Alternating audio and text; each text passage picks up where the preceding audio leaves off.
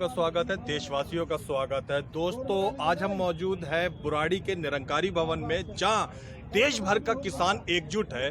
Trolley से आया हुआ, ट्रैक्टरों से आया हुआ, अपनी अपनी छोटी मोटी बड़ी छोटी गाड़ियों से आया हुआ, सिर्फ और सिर्फ अपनी जायज़ मांगे मनवाने के लिए। इनकी सिर्फ एक मामूली सी मांगे हैं कि जी हम किसान हैं और हमें किसान के तौर पे जिंदा रहने का हक दिया जाए, फसलों को सही तरीके से बेचने का हक दिया जाए और थोड़ा सा पैसा कमाने का दिया जाए। उनके समर्थन में इन किसानों का आज तो पूरा देश है। हम देख रहे हैं कि कनाडा के राष्ट्रपति साहब ने भी जो है वो इनके लोगों के लिए समर्थन दिया।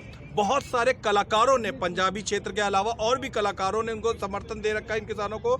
इवन वो लोग जिनको पद्मश्री या इसी तरीके के अवार्ड प्राप्त है, उन लोगों ने भी इन लोगों को समर्थन दे रखा। और इसी तरीके से जन आंदोलन मोर्चा, जो कि एक राजनीतिक पार्टी है, उसके राष्ट्रीय अध्यक्ष भी आज यहाँ खुद पधारे हुए हैं। आइए हम उन्हीं से बात करते हैं।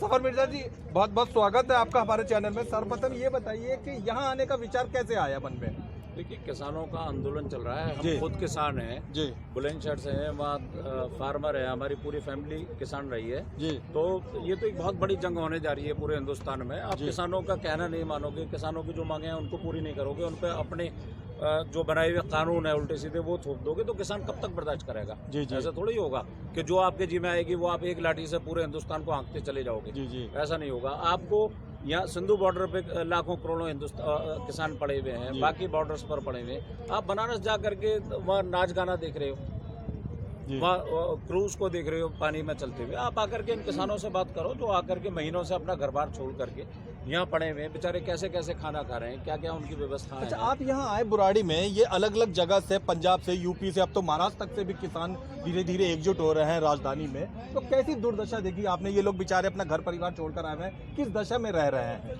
वो आकर के खुद ही अपने खाने पीने की व्यवस्था कर रहे हैं, कितने परेशान हाल से यहाँ रह रहे हैं। बंजारों जैसी स्थिति में रह रहे हैं। उनको चाहिए क्या? उनको चाहिए कि आप MSP की एक सिक्योरिटी दे दें जी, कि भाई जो उनकी फसल है इस रेट से नीचे नहीं बिकेगी। तो आपको उसमें क्या प्रॉब्लम है करने में? आप क्यों उस चीज को टाले जा रहे हो? क्यों उसको बरगला रहे हो? क्यों आप अडानी और अंबानी को, उन लोगों को ही भरना पड़ रहे हो? इन लोगों का खून चूस करके किसानों का, उनका क्यों भरना भर रहे हो आप? क्या आपने उन्हीं की दलाली के लिए PM पद की कुर्सी आती आई थी? कुछ किसान विरोधी लोग ये कह रहे हैं कि जी इन किसानों को बरगलाया जा रहा है या कोई खास ताकत काम कर रही है इस विषय में, इनकी मांगे जायज नहीं है वगैरह। इस मुद्दे पर आप क्या कहते हैं? वो सब उनके BJP के PM मोदी साहब के लबरगुट्टे हैं, वो वही बोलेंगे जो BJP बोलेगी जी। ये जितने करोड़ों किसान हैं, ये सब भी बेवकूफ हैं, इनमें किसी में अकल नहीं है, सारे जाहिल हैं। जो बहकाएगा कोई एक ही के पीछे सारे चल जाएंगे जी जी। अरे सारे पढ़े लिखे काबिल लोग हैं जी, सबको पता है कि क्या सही है क्या गलत है। BJP का ये फॉर्मूला है कि कानून बनाओ, कानून बना करके थोप दो, जो उसका विरोध करे उसे कह दो कि बरगलाया जा रहा है जी जी। कौन किसके बरगलाने में आजकल आएगा? कोई नहीं आता। सब जागरूक समाज है, कोई किसी के बरगलाने में नहीं आता। सबको अपनी हक की लड़ाई लड़नी है और इसीलिए वो लोग सब यहाँ पर इकट्ठा हुए हैं। अच्छा, एक सवाल थोड़ा सा हटके पूछना चाहूँगा कि कनाडा के PM साहब ने और बहुत सारे फिल्म और सिंगिंग कलाकारों ने, इवन बहुत सारे पद्मश्री अवार्ड वगैरह प्राप्त लोगों ने इन सब किसानों को समर्थन दिया है। ऐसे में कुछ और फिल्म स्टार टाइप के लोग भी अबाई तबाई बातें इनके विषय में कर रहे हैं, तो वो सुन के आपको कैसा लगता है? कंगना रनावत आजकल इन किसानों के विरोध में बातचीत, सब उन्हीं के BJP के बच्चों हैं। BJP में अपनी जगह बनाने के लिए, राज्यसभा की कुर्सी जाने के लिए या कहीं से कोई ना कोई BJP से फायदा लेने के लिए उन्हीं की भाषा बोलेंगे। बहुत सारे लोग, जो 10-20 लोग हैं, वो सही बोल रहे हैं, और जो करोड़ों किसान ये पागल होकर के सड़क पर पड़े हुए हैं, ये सारे पागल हैं। हम सारे पागल हैं। दर्शकों, अब हम इन किसान साहब से बात करने जा रहे हैं। आप देख रहे हैं इनकी पोशाक, इनका तरीका, साफ प्रतीत हो रहा है कि ये वही किसान है जो मुंशी प्रेमचंद की किताबों में, पूस की रात वाली कहानियों में बेचारा किसान जो रात में सोता रहता है एक मामूली चादर के साथ अपनी फसल बचाने के लिए, रात भर जागता रहता है। और दोस्तों, जब इस सर्दी की रात में हम अपने घरों के अंदर में सो रहे होते हैं, पाँव नहीं गीले होते थे, ये वो किसान लोग हैं जो गीली जमीन पे, गीले खेत में नंगे पांव चल रहे होते हैं, पानी वाले खेत के ऊपर में अपनी फसल की हिफाजत के लिए, देने के लिए। ये वो लोग हैं जब हम रात में सो रहे होते हैं तो अपनी फसल को बचाने के लिए, उसकी देखभाल के लिए रात में 2-2, 3-3 बजे उसमें दौरा कर रहे होते हैं, उसमें गश्त लगा रहे होते हैं कि सब कुछ। आप कहाँ से आए हैं? पंजाब से, मानसा डिस्ट्रिक्ट। क्या नाम है आपका? लक्ष्मण से। क्या मुद्दे के ऊपर यहाँ पे एकजुट है लक्ष्मण जी? खेती विरोधी ਜਿਹੜੇ ਆਰਡੀਨੈਂस ਲਿਆਂਦੇ ਆ जी। मोदी सरकार ने कहाँ आए हुए, आपके साथ कितने और लोग आए हुए हैं?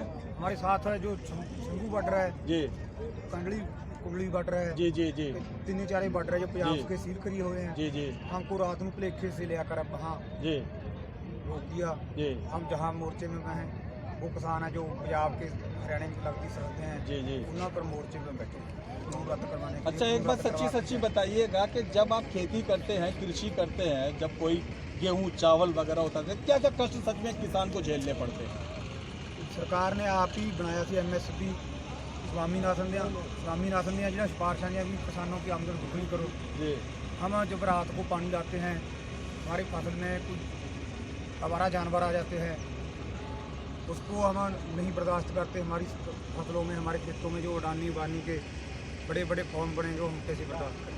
आवारा जानवर आ जाते हैं, सांप बिच्छू आ जाते हैं, काट जी। लेते हैं, डस लेते हैं, दुनिया भर की प्रॉब्लम्स होती अच्छा, हैं। आप खुद भी किसानी और खेती कृषि से जफर साहब जुड़े रहे हैं जी। और आपके आंदोलन मोर्चा के भी बहुत सारे लोग जो हैं वो कृषि से जुड़े हैं, तो क्या क्या कष्ट सच्ची में उठाने पड़ते हैं किसान को? क्योंकि किसान की लाइफ तो कष्ट से ही शुरू होती है और जी। कष्ट पर ही खत्म हो जाती है। जी जी एक छोटा किसान हमेशा कर्जे में दबा रहता है। जी वो अपनी मेहनत करके आस रहती है उसको कि भाई ये अब क्या फसल आएगी तो मैं इस काम को निपटा लूंगा, जी जी शादी कर लूंगा बच्चों की, या मकान बना लूंगा, या कोई भी काम पूरा कर लूंगा, और वो फसल की आस पर बैठा रहता है और लास्ट में उसको वो निचोड़ जो आता है, कोई कमाई नहीं होती। जी जो उसने किसी साहूकार से पैसा लेकर के फसल में लगाया होता है वो उसकी भी भरपाई नहीं करता रहता। जी जी उसी में उसकी पूरी जिंदगी गुजरती रहती है और बहुत सारे किसान लास्ट में सुसाइड कर लेते हैं। आपने जी, जी, देखा जी, होगा जी, जी, किसान- गवर्नमेंट का किसानों की तरफ कोई ध्यान नहीं है। सहानुभूति तो किसान बिल्कुल- चाहे तो गवर्नमेंट चाहे तो बहुत इजी कोई कानून ला करके, एमएसपी का कानून ला करके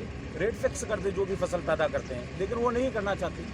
सख्त से सख्त कानून बना दिया जाए कि अगर आलू है, मानिए 500 रुपये की बोरी बिक रही है, इससे कम अगर कोई लेगा तो 5 लाख रुपए का जुर्माना लगेगा। जी फिर मुझे दिखा दो अगर एक भी व्यापारी उससे कम में लेकर के दिखा दे। जी जी धान है, धान का इन्होंने 1860 रुपये का रेट निकाला हुआ है, उसको हमें आप फिक्स कर दो ना कि इससे कम अगर कोई खरीदेगा जी। तो किसान जो व्यापारी होगा 6 महीने के लिए जेल जाएगा और 5 लाख रुपए का जुर्माना होगा। जी। आप इस टाइप के सख्त कानून ला दो अगर आप किसानों की हेल्प करना चाहते हो तो। उसके बाद मुझे दिखा दो आप कोई भी व्यापारी उनसे सस्ते में किसान से लेकर के दिखा देगा, नहीं ले पाएगा। लेकिन आप कानून सख्त बना नहीं रहे हो, जी। आप इधर उधर की बात कर रहे हो कि हमने छूट दे दी कि यहाँ का किसान जाकर के बाहर बेच देगा, बाहर का आकर के यहाँ बेच देगा। ये तो पहले भी थी, पहले भी बिकता था, हम लोग खुद बेचने जाते थे। यूपी के किसान दिल्ली में बेचना, और आज भी आते हैं। हमारी सारी सब्जियाँ, मैं बुलंदशहर से, बुलंदशहर में हमारे यहाँ खीरे, टमाटर, प्याज जो भी होती है वो सारी की सारी दिल्ली आज़ादपुर मंडी में बेचने आते हैं। तो हमें कौन सा बॉर्डर पर कोई रोक देता है? जी जी ये इनका पाखंड है, सिर्फ और सिर्फ ड्रामा करना है। अंबानी, अडानी, फटानी इन जैसे व्यापारियों की जेबें बनी है, किसानों का खून चूस करते हैं। अच्छा, आप एक राजनीतिक नेशनल राजनीतिक पार्टी के राष्ट्रीय अध्यक्ष हैं और पहले भी आप कई लोगों के हक में आवाज़ उठा चुके हैं। अब आप यहाँ पे सिर्फ समर्थन देने आए हैं, सरकार को क्या अपील करना चाहते हैं आप? नहीं, अपील का तो वक्त ही नहीं है। अपील अगर सरकार सुनने वाली होती तो हमारे लाखों करोड़ों भाई आकर के सड़क पे ना पड़ गए होते किसान भाई। सरकार पे अपील का तो असर ही नहीं होता है इस पर। पिछले 6 साल से आप भी देख रहे होंगे कि अपील ये सुनते नहीं है किसी की। इनके लिए तो ये आंदोलन एक बड़ा आंदोलन होगा, चक्का जाम होगा, सड़क जाम होगी, तब इनके कान पर जाकर के क्यों चलेगी, तब जाकर के सुनने की पोजीशन में आएंगे। वरना ये सरकार ऐसी नहीं है कि इसी तरह से आसानी से बात सुन ली, सुनने वाली नहीं है। सुनने वाली होती तो कितने सारे वर्तमान में भी जो हाईवे रोड रोका हुआ है, इसको आप फिलहाल वर्तमान जायज है, बिल्कुल जायज है और बड़े लेवल पर होना चाहिए। पूरा हिंदुस्तान जाम होना चाहिए। जी जी जब तक पूरे हिंदुस्तान की जनता, किसान उठ करके खड़े नहीं होंगे, इनके कान पे जूं चलने वाली नहीं है। आपका यहाँ इनको और कब तक समर्थन, आपके संगठन का कब तक आपके संगठन के लोग नहीं, हम तो बहुत जल्दी कुछ इंतजार कर रहे हैं कि गवर्नमेंट अगर हमारे फेवर में, किसान भाइयों के फेवर में आती है तो ठीक है, नहीं तो फिर बहुत जल्दी हम दिल्ली जाम करना शुरू करेंगे। तो जब तक ये आंदोलन चलता रहेगा, जन आंदोलन मोर्चा इन सब लोग किसानों के समर्थन में ही जी रहेगा? बिल्कुल इनके समर्थन में है। और ये इस आंदोलन की वजह से हम दिल्ली, उत्तर प्रदेश 2-3 स्टेट जाम करेंगे बहुत जल्दी, अगर सरकार ने कोई अपना फैसला हमारे फेवर में नहीं सुनाया तो। जी जी